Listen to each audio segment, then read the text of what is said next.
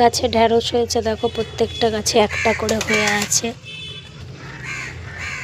একটি করে হয়ে আছে। সবকটা তুলে নেব।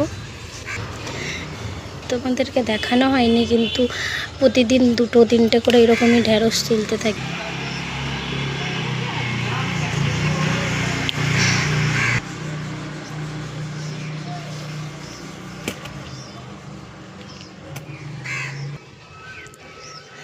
সবকটা ঢ্যাঁড়স আমার তোলা হয়ে গেল। এই দেখো এগুলো হয়েছে, প্রতিদিনই প্রায় এরকমই হয়।